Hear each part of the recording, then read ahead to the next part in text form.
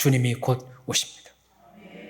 그날을 우리가 알 수 없지만 2000년 전 오신다고 약속하신 그 약속은 오늘날 반드시 이루어집니다.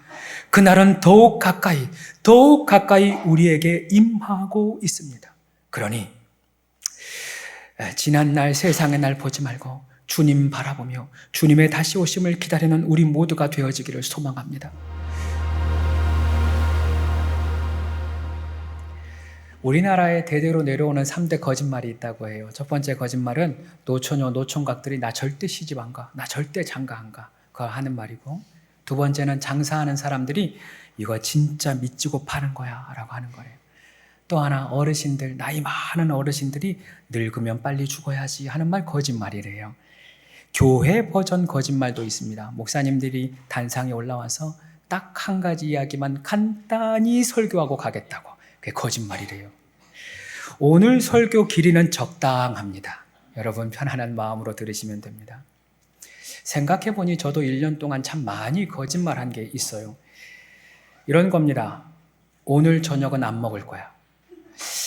제가 한 이것을 230번 정도 한 것 같아요. 점심 때는 분명히 안 먹는다고 했는데 저녁이 되면 또 먹습니다. 이처럼 점심 때 했던 말을 저녁에 지키지 못하는 것이 사실 사람의 말, 사람의 약속입니다. 그러나 하나님의 말씀, 하나님의 약속은 그와 다릅니다. 하나님의 말씀은 반드시 성취되며 하나님의 약속은 반드시 이루어집니다. 그 대표적인 예가 예수 그리스도, 예수님이에요. 구약에 기록된 메시아의 예언이 약 309절 이상이 됩니다. 그리고 그 구약과 예수님의 탄생까지가 약 1500년 정도의 간극이 있습니다. 놀라운 것은 이 1500년의 간격을 넘어서서 예수님을 통하여서 그 예언과 약속이 이루어졌다는 것입니다. 이사야 7장 14절, 보라, 처녀가 잉태하여 아들을 낳을 것이다. 미가서 5장 2절, 유대 땅 베들레헴아, 이스라엘을 다스릴 자가 너에게서 날 것이다.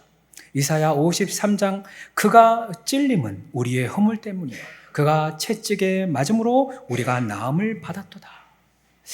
이처럼 하나님의 약속, 하나님의 예언은 1.1획의 변화도 없이 그대로 성취된다라는 것입니다. 구약에 하나님의 약속이 있듯이 마찬가지로 신약, 예수님의 약속도 있습니다. 예수님의 약속도 반드시 이루어집니다. 예수님의 말씀도 반드시 성취됩니다. 그렇다면 우리가 취해야 할 예수님의 약속은 무엇일까요? 그 많은 약속 중에 우리가 반드시 취해야 할, 반드시 품어야 할 주님의 약속은 무엇일까요? 오늘의 제목이 약속 품은 사람들, 약속 품은 사람들입니다.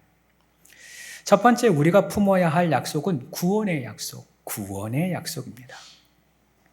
요셉과 마리아가 약혼을 합니다. 그리고 아직 동거하지 않을 때에 천사가 요셉을 찾아와서 성령으로 마리아가 잉태되었다는 것을 말씀합니다. 그리고 그 아들의 이름을 예수라 하라라고 이야기합니다. 그 본문이 우리가 읽었던 21절이죠. 아들을 낳으리니 이름을 예수라 하라. 이는 그가 자기 백성을 그들의 죄에서 구원할 자이심이라 하니라. 예수, 그 이름의 뜻이 구원이라는 뜻입니다. 예수님이 우리를 죄에서 구원하시기 위해서, 죄에서 구원하기 위하여서 이 땅에 오셨다는 것입니다. 이 말씀을 이해하기 위해서는 우리는 창세기 1장으로 거슬러 올라가야 합니다. 창세기 1장, 하나님이 천지를 창조하신 이후에 아담과 하와를 만드시죠. 그런데 2장, 아담과 하와가 선악과를 따먹어서 범죄합니다. 이 죄로 인하여서 모든 사람이 죄 가운데 죽을 수밖에 없는 존재가 됩니다. 그 죄로 인하여서 땅이 저주를 받습니다. 그리고 그 죄로 인하여서 수고와 고통이 시작이 되는 거예요. 하나님과 우리 사이가 깨어지게 되는 것입니다.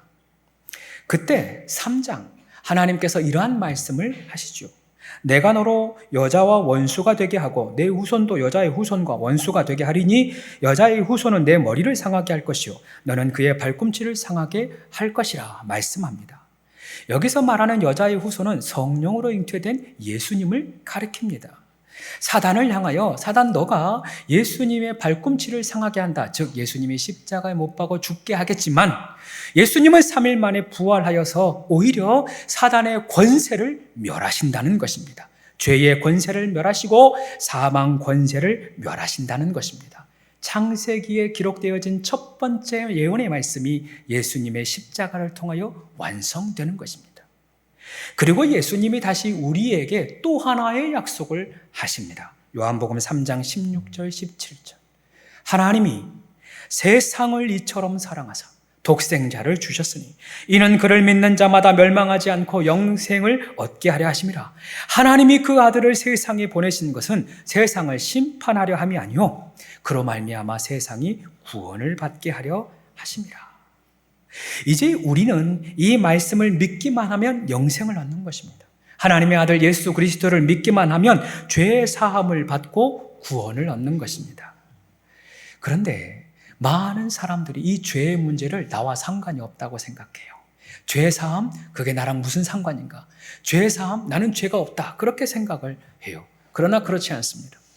성경은 모든 사람들이 날 때부터 죄인이다. 날 때부터 그 생각이 악하다라고 이야기합니다. 정말 그렇습니다. 모든 사람이 태어나면서부터 악합니다. 여기 우리 자녀들이 참 많아요. 우리 자녀들이 어린아이 때, 갓난아이일 때 갑자기 철이 들어서 어머니 피곤하니까 분유는 제가 타먹을게요. 쉬세요. 어머니 혼자서 얼마나 힘드세요. 제가 알아서 먹고 잘게요 하는 아이는 없습니다. 태어날 때부터 울기 시작해요. 어떻게든 자기에게 필요한 것들을 요구하고 또 요구하면서 평생을 사는 것이 사람입니다. 그 사람의 마음 가운데 자기의 유익, 자기의 이익을 위하여 무엇이든지 애쓰는 수단과 방법을 가리지 않는 그 마음이 있어요. 이것이 사람의 죄의 본성, 죄성인 것입니다. 이 죄의 문제가 왜 중요합니까? 죄의 결과가 사망이기 때문에 그래요. 죄 때문에 저주가 찾아옵니다. 죄 때문에 그 인생이 망하게 됩니다. 그래서 지금껏 인류는 어떻게든 이 죄를 해결하려고 노력해왔어요. 윤리를 가져보고 도덕을 가르쳐보고 바르게 사는 것을 가르쳐 보았지만 이 죄의 문제가 해결되지는 않았어요. 종교의 문제도 이 죄를 해결할 수가 없었습니다. 세상을 떠나서 산에 올라가 혼자 살아도 결국은 내 죄가 수미산보다 많은 게 현실이에요. 오늘 성경은 우리에게 말씀하고 있는 것입니다. 예수님이 나를 사랑하사 내 죄를 대신해 십자가에 죽으셨다. 하나님의 아들 예수님이 우리를 사랑하셔서 내가 죄 때문에 죽어야 하는데 예수님이 대신 나를 위해서 죽으시고 부활하셨다. 이 사실을 믿으면 죄를 사함받는다. 예수님이 내 죄를 대신하여 죽으셨고 죄의 값을 담당하셨으니 이 사실을 믿으면 구원을 받는다. 우리에게 말씀합니다. 가난해도 괜찮지요. 못 배워도 괜찮습니다. 실패한 인생이라도 괜찮습니다. 누구든지 예수님을 믿기만 하면 영원한 생명을 얻습니다. 예수님을 믿기만 하면 하나님의 자녀가 되는 권세를 얻습니다. 예수님이 주시는 생명 그리고 풍성한 삶이 믿기만 하면 시작되는 것입니다. 중요한 것은 이 예수님이 약속하신 구원이 하늘에서 이루어질 뿐만 아니라 이 땅에서 이루어진다는 거예요. 예수님의 구원은 우리의 삶에서 실제하고 현실로 나타납니다. 나를 아프게 하는 상처에서 예수님이 구원하여 주십니다. 나를 올가매고 있는 죄에서 예수님이 건져주십니다. 문제로 인하여서 힘든 우리의 삶의 자리, 가정과 일터에서 우리 주님을 믿으면 주님이 구원하여 주시는 것입니다. 포로된 자에게 자유를 주시고 눈먼 자를 보게 하시고 억눌린 자를 풀어주시는 것. 하늘의 뜻이 이루어진 것 같이 땅에서 이루어지는 역사가 우리의 구원의 역사라는 것입니다. 할렐루야. 이것은 비단 제가 목사라서 성경의 진리를 말씀드리는 것이 아닙니다. 이것은 실제입니다. 말씀드렸듯이 저도 예수님을 만남으로 인하여서 이 참된 행복을 경험했습니다. 예수님을 만나고 나니 인생의 문제가 그냥 문제가 아닌 것이 깨달아져요. 예수님을 믿고 나니 예수님이 길이요 진리요 생명이라는 것이 확실히 믿어집니다. 그렇게 주님을 따라가기만 하면 주님이 내 삶에 은혜와 행복을 주시는 것을 수없이 경험해 왔습니다. 그렇게 경험하고 나니 여러분에게 외칠 수밖에 없는 거예요. 사랑하는 여러분, 예수님 믿으십시오. 예수님 믿으십시오. 예수님 믿으십시오. 주 예수를 믿으라. 그리하면 너와 내 집이 구원을 얻으리라. 우리 모두가 예수를 구주로 믿어 참 생명 얻기를 축복합니다. 영적으로나 마음적으로나 육적으로나 상황적으로나 힘들고 괴로울 때 구원의 약속을 붙들고 기도하시기를 바랍니다. 주님의 약속하신 그대로 우리를 건져 주실 줄로 믿습니다. 누구든지 주의 이름을 부르는 자는 구원을 얻습니다. 더불어 두 번째 우리가 품어야 할 두 번째 약속은 동행의 약속, 함께 하심의 약속입니다. 요셉을 찾아온 천사가 이야기합니다. 지금이 되어지는 이 일들은 선지자에게 하나님이 약속하신 그 말씀을 이루기 위함이다. 그 약속의 말씀을 오늘 본문 23절에서 기록하고 있는 겁니다. 보라, 처녀가 잉태하여 아들을 낳을 것이요 그의 이름을 임마누엘이라 하리라 하셨으니 이를 번역한즉 하나님이 우리와 함께 계시다 함이라. 다시 말하면 하나님의 선지자를 통하여서 하나님이 우리와 함께 계시다라고 하는 약속을 해주셨는데 그 약속의 증표로 예수님이 이 땅에 오셨다는 거예요. 동행의 약속을 지키시기 위하여 예수님이 이 땅에 오셨다는 것입니다. 그리고 이 동행의 약속은 여기서 끝나는 것이 아닙니다. 마찬가지로 예수님도 우리에게 동행의 약속을 하십니다. 예수님 말씀하시죠. 내가 너 안에, 내가 너희 안에 항상 함께 할 것이다. 내가 너희를 버리지 않고 떠나지 않을 것이다. 내가 세상 끝날까지 너희와 항상 함께 하리라. 이것이 우리 주님의 약속입니다. 놀라운 사실은 예수님이 이 말씀을 하신 그 순간부터 지금에 이르기까지 이 약속은 이루어지고 있다는 거예요. 저도 예수님이 우리와 함께 하신다는 것을 말씀으로 배우고 알았지만 이것이 실제로 다가오기까지는 꽤 오랜 시간이 걸렸습니다. 어떻게 하나님이 인간과 함께 하시나? 어떻게 하나님이 내 안에 계시나? 어떻게 하나님이 내 안에 항상 함께 하시나? 이것이 믿어지고 실제가 되기까지 꽤 오랜 시간이 걸렸습니다. 사랑하는 여러분, 여러분도 그럴 수 있습니다. 그러나 성경은 약속하고 있습니다. 우리가 믿기만 하면 예수님이 우리와 함께 계십니다. 우리가 이 사실을 믿기만 하면, 우리의 마음문을 열면 실제로 살아계신 하나님이 우리와 함께 계시고 실제로 살아계신 능력의 하나님이 내 곁에 계심이 믿어지기 시작합니다. 여러분이 지금 안 놀라는 것은 아직 안 믿어서 그래요. 경험해 보지 못해서 그러는데 여러분 생각해 보세요. 물을 포도주로 바꾸신 예수님이 내 곁에 계신다는 거예요. 풍랑을 잠잠케 하신 주님이 내 옆에 계신다는 거예요. 아픈 자녀들을 고치시고 죽은 자를 살리셨던 예수님이 지금 내 안에 계시는 거예요. 눈먼 자를 눈뜨게 하시고 병든 자를 고치시고 나를 용서하시고 나를 대신에 채찍에 맞으시고 십자가에 죽으시고 부활하신 주님이 지금 내 곁에, 지금 내 안에, 지금 이곳에, 지금 우리와 함께 계십니다. 이것은 실제요, 현실입니다. 그런데 왜 우리는 이 사실을 잘 깨닫지 못할까요? 왜 우리는 이것을 경험하지 못하는 것일까요? 지난 목요일 날 말씀드렸죠. 우리가 곁에 계신 주님을 잘 경험하지 못하고 깨닫지 못하는 이유는 찾지 않아서이기 때문입니다. 제 어린 시절 화장실이 우리 집과 멀리 있었다고 이야기 드렸어요. 부세시 화장실이라서 그래요. 낮에는 괜찮은데 밤이 문제예요. 가로등도 없습니다. 핸드폰도 없습니다. 가는 길이 매우 깜깜하죠. 그래서 무서운 거예요. 그래서 밤이 되면 화장실 가려고 하면 엄마를 깨웠습니다. 엄마 일어나. 엄마 같이 가자. 엄마랑 같이 가는 거예요. 그리고 화장실에 제가 들어가서 문이 닫히는 순간 이제 엄마를 계속 찾아요. 엄마 간 거 아니지? 엄마 나 두고 간 거 아니지? 엄마 거기 가지 마. 조금만 더 기다려. 엄마 거기 있지? 계속해서 엄마를 찾습니다. 계속해서 엄마를 찾습니다. 그렇게 우리는 곁에 계신 주님을 찾으면, 곁에 계신 주님을 찾으면 주님을 만나게 되는 것입니다. 그런데 우리는 주님을 찾지 않아요. 내 삶에 포도주가 떨어졌는데 주님을 찾지 않아요. 풍랑이 일어도 주님을 찾지 않고, 인생이 힘들고 고달파도 주님을 찾지 않고, 앞이 캄캄하고 막막한데 주님을 찾지 않습니다. 그래서 주님을 만나기가 어렵고 주님을 경험하기가 어려운 거예요. 사랑하는 여러분 말씀드립니다. 앞이 캄캄하고 앞이 보이지 않을 때, 오늘 아침과 같이 안개가 가득하여서 한치 앞을 걸어가지 못할 때, 바로 그때 주님을 찾으시길 바랍니다.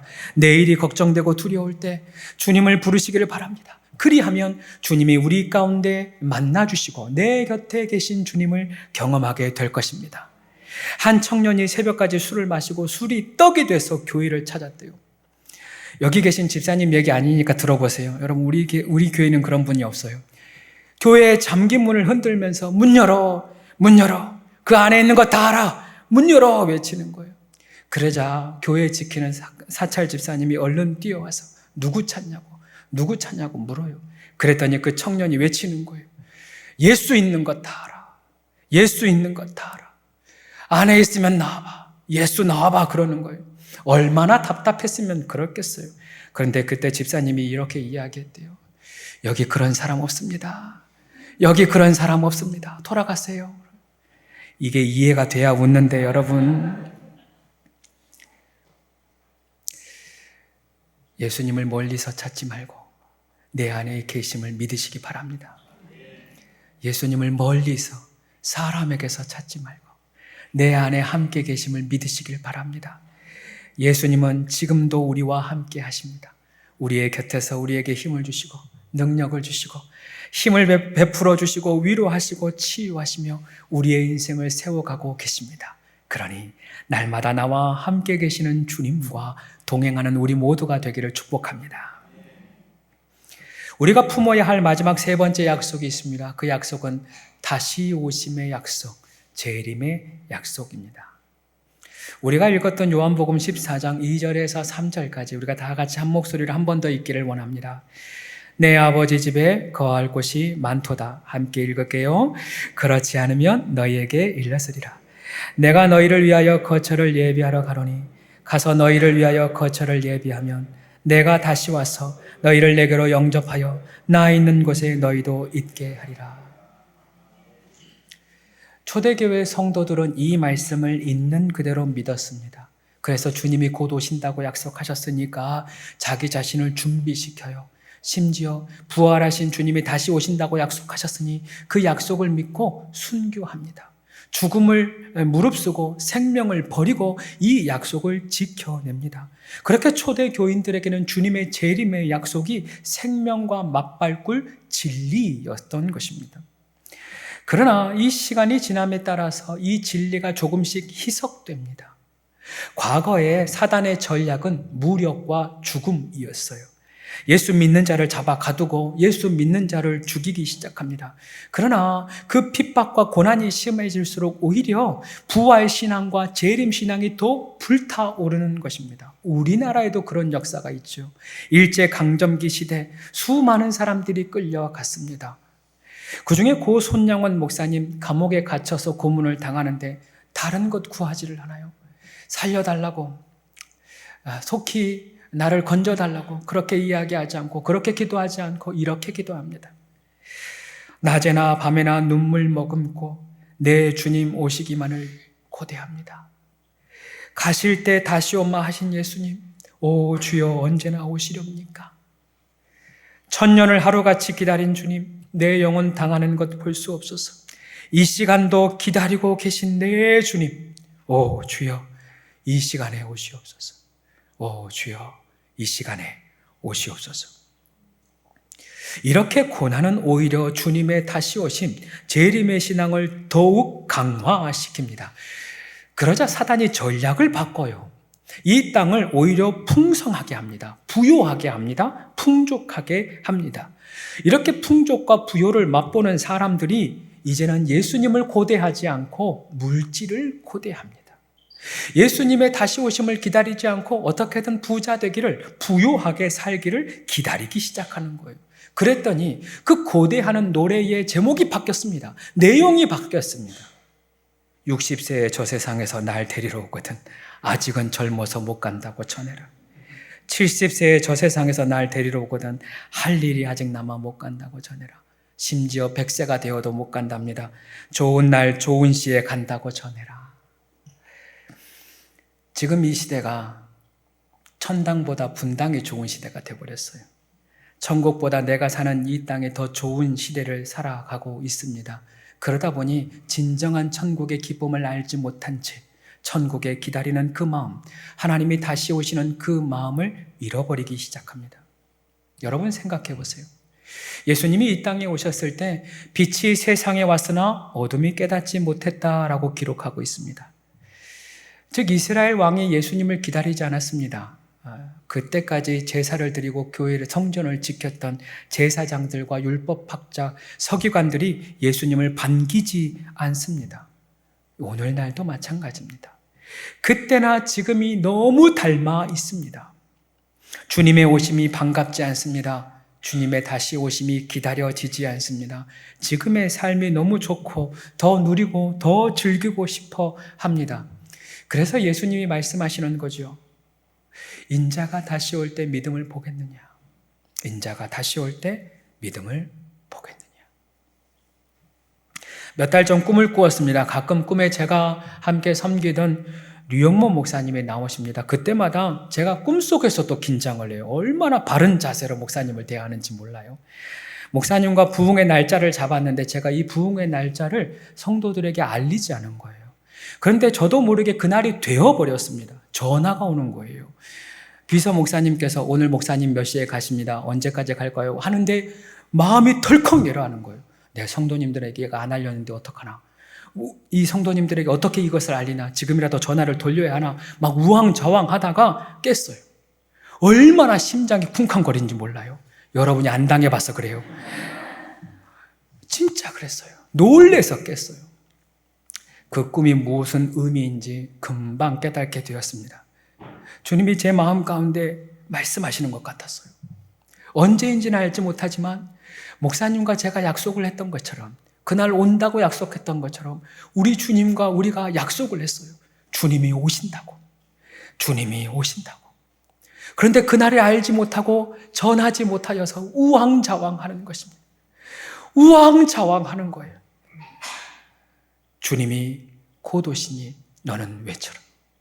주님의 날이 곧 오니 너는 외쳐라. 그 날을 알려라. 저에게 말씀하시는 듯 했습니다. 그래서 오늘 이 시간 말씀을 붙들고 여러분에게 외칩니다. 사랑하는 여러분, 주님이 곧 오십니다. 그 날을 우리가 알 수 없지만 2000년 전 오신다고 약속하신 그 약속은 오늘날 반드시 이루어집니다. 그 날은 더욱 가까이 우리에게 임하고 있습니다.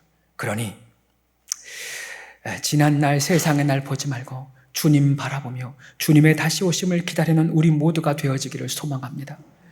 그날은 심판의 날이 아닙니다. 예수님께서 이 땅에 오심이 심판이 아니라 생명과 더 풍성한 삶을 주시기 위해 이 땅에 오셨듯이 다시 오시는 주님도 우리에게 영원한 생명과 영원한 천국의 삶을 우리에게 주시기 위하여 이 땅에 오십니다. 오늘 주님이 말씀하셨던 것처럼 우리의 각자의 거처를 다 예비한 후에 이 땅에 오십니다. 우리를 위하여 좋은 집 예비해 놓으셨습니다. 천국에 가면 저를 찾으세요. 저희 집 구경시켜 드릴 거예요. 저희 집이 지금은 작은데 그때는 어마어마할 겁니다. 천국에 가면 우리 각자의 집이 예비되어져 있는 거예요. 사랑하는 여러분, 다시 말씀드립니다. 주님이 다시 오시니 썩어질 세상에 미련 두지 말고 천국을 사모하며 나아가기를 소망합니다.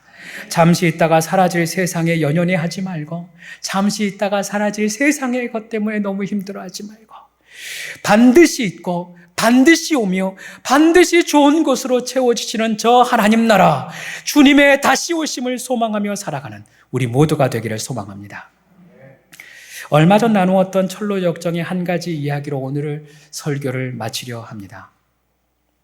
크리스천과 소망이 잘못된 길로 들어가서 절망성이라고 하는 곳에 잡힙니다. 절망의 거인이 다스리는 곳이죠.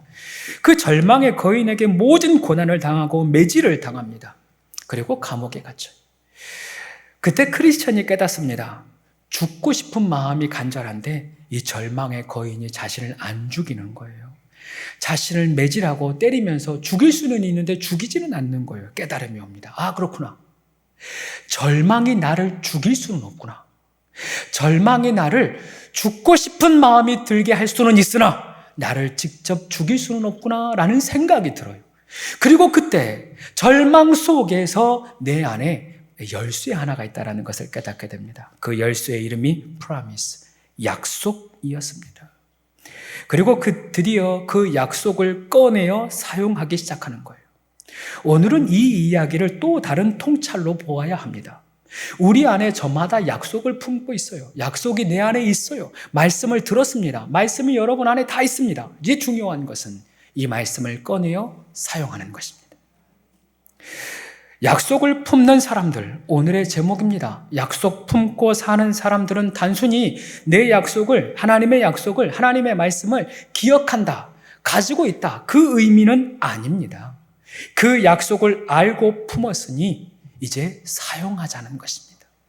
이 약속을 품었으니 이제 그것을 꺼내어서 사용하자는 것입니다. 사랑하는 여러분, 여러분의 삶 가운데 절망으로 다가오는 문제는 무엇입니까? 무엇 때문에 절망이 됩니까? 무엇 때문에 힘듭니까? 무엇 때문에 막막합니까? 여러분 안에 약속이 있습니다. 여러분 안에 하나님의 약속, 하나님께서 주신 말씀이 있습니다. 이제 그 말씀을 꺼내시기를 바랍니다. 기억하십시오. 하나님께서 우리를 구원하십니다. 그 구원은 하늘에서와 같이 이 땅에서도 이루어집니다. 하나님이 항상 우리와 함께 계십니다. 그러니 절망이 여러분의 앞을 가로막을 때마다 주님을 찾으시기를 바랍니다. 하나님이 함께 하셔서, 주님이 함께 하셔서 모든 풍파에서 여러분을 건져 주실 것입니다. 무엇보다 가장 좋은 천국이 우리를 기다리고 있습니다. 그곳은 빛과 사랑이 가득합니다. 그것은 눈물이 없고 그것은 애통하는 것이 없고 그것은 곡하는 것이나 아픈 것이 다시 있지 않습니다. 세상의 것과 비교할 수 없는 천국이 우리를 기다리고 있습니다. 사랑하는 여러분, 그 천국에서 다시 만날 때까지 주님을 붙들고 그 믿음을 붙들고 그 약속을 붙들고 지키며 살아가는 우리 모두가 되기를 축복합니다.